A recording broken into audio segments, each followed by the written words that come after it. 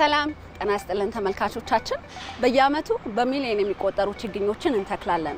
ኢትዮጵያን ለማልበስ የምናደርገው ጥረት ግን ተክለን ከመውጣት በላይ የተተከሉ ስንት ተተከሉ፣ ምን ያህሉ ጸደቁ የሚለው ሳይንሳዊ ምላሽ ይፈልጋል።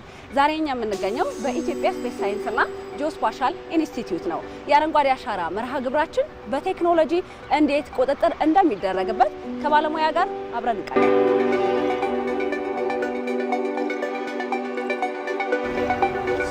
ጤና ይስጥልን እንደምናሉ፣ እንኳን ደህና ቆዩ። እሺ፣ አረንጓዴ አሻራ የቴክኒክ ኮሚቴ አባል ነኝ። መልካም። ተቋማችን የሰራውን ስራ አብረን ያለን ደስ ይለኛል። አመሰግናለሁ። በድጋሚ እንኳን ደህና መጣሽ። የስፔስ ሳይንስ እና ጂኦስፓሻል ኢንስቲትዩት የፎረስት ሞኒተሪንግ ሴንተር ማዕከላችን ነው ማለት ነው።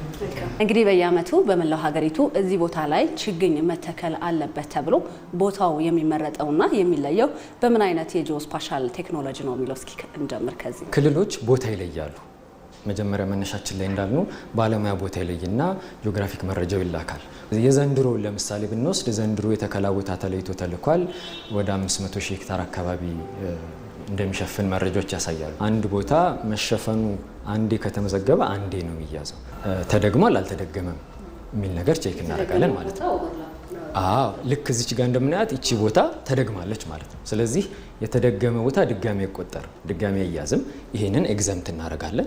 ይሄ ነው አዲሱ ቦታ፣ አዲሱን ቦታ እንወስዳለን ማለት ነው። እንግዲህ ይሄ የአምና መስክ ቦታ የተላኩ ናቸው። ዘንድሮ ሁሉም ክልል ላይ ነው ባለሙያ የምንልከው ከተማ አስተዳደሮችን ጨምሮ ሄደው የተከላ ሁኔታን ዝግጅትን አሰስመንት ይሰራሉ ማለት ነው። የችግኝ ተከላ መርሃ ግብር የምትከታተሉበት ቴክኖሎጂ ምን ይመስላል? ወይም ደግሞ የምትጠቀሙት ሳተላይት ካለ ስለሱ ትንሽ ብትነግረን። የመጀመሪያው ነገር ኢትዮጵያ ቀደም ሲል ኢትረስ ዋን የምትባል ወይም ኢትዮጵያን ሪሞት ሴንሲንግ ሳተላይት አንድ የምትባል ሳተላይት ነበራት። ያው የአገልግሎት ጊዜዋ ስላለቀ ማለት ነው። ያንን ምስል ለደን ትንተና ስራ መጠቀም እንችላለን ወይ? የደን ውጤትን ቅድም እንዳልነው የመሬት አጠቃቀምን ስንሰራ መለየት ይቻላል የሚል አሰስመንት የተሰራበት ነው ይሄኛው የሚያመለክተው። ይሄኛው ላይዳር የሚባል ቴክኖሎጂ ነው። ይሄኛው ሴንሰር አውሮፕላን ላይ ይገጠምና የአንድን ደን የሸፈነው አካባቢ ሊሆን ይችላል፣ ከተማ ሊሆን ይችላል፣ ማንኛውንም የመልክዓ ምድር ሁኔታ ስካን ያደርጋል። ምንድነው የሚያደርገው? ብርሃን ነው የሚልከው። ብርሃን ልኮ ያ ብርሃን የደረሰበትን ቦታ በሙሉ ኤክሱን፣ ዋዩን፣ ዜዱን መረጃ ይዞ ይመጣል ማለት ነው።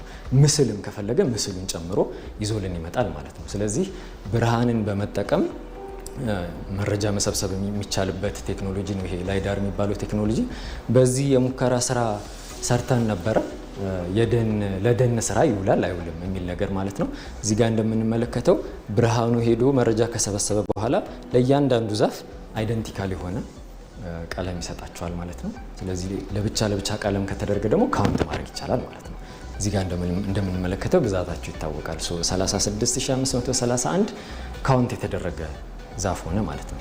ሌላው ኤክስ ዋይ ዜድ መረጃ ከሰበሰበ ዜድ ማለት ከፍታ ነው፣ ሀይት ነው። ስለዚህ ቁመት ይታወቃል ማለት ነው። በቁመታቸውም ክላሲፋይ ማድረግ ይቻላል ማለት ነው። ሌላኛው ሰው ሰራሽ አስተውሎት ነው። ፕሮግራሙን በማስተማር በመንገር ራሱ እንዲለይ ማድረግ ነው። የመጨረሻው ስራ ምንድን ነው? ማሽን ለርኒንግ የሚባል አዲስ ቴክኖሎጂ አለ በሳይንሱ ዘርፍ አሁን በጣም እየተስፋፋ የመጣ ማለት ነው።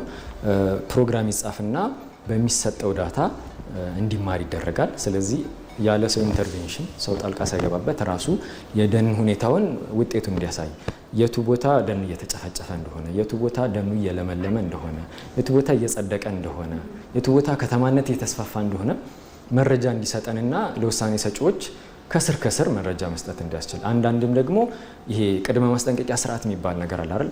ደን ቅድም እንዳልነው 30 ዓመት ፈጅቶ 20 ዓመት ፈጅቶ ካለቀ በኋላ ሳይሆን መነጋገር ያለብን ከስር መነጋገር እንድንችል የሚያደርግ ስርዓት ነው ማለት ነው። እጅግ በጣም አመሰግናለሁ። ሰፊ ማብራሪያ ነው። ተመልካቾቻችን ዛሬ የተመለከትነው የአረንጓዴ አሻራ መርሃ ግብር እንዲሁ በዘፈቀደ የሚከናወን ሳይሆን እያንዳንዱ አረንጓዴ አሻራ ከሰማይ በሳተላይት ከምድር ደግሞ በጂኦስፓሻል ባለሙያዎች ጥብቅ ክትትል የሚደረግለት መሆኑን ነው። ይህ የቴክኖሎጂ አጠቃቀም ደግሞ ለነገዋ አረንጓዴ ኢትዮጵያ ዋስትና ነው። ከኢትዮጵያ ስፔስ ሳይንስና ጂኦስፓሻል ኢንስቲትዩት የነበረን ቆይታ ይህንን ይመስል ነበር። ሜሮን ምትኩ ነኝ። ሰላም ቆዩ።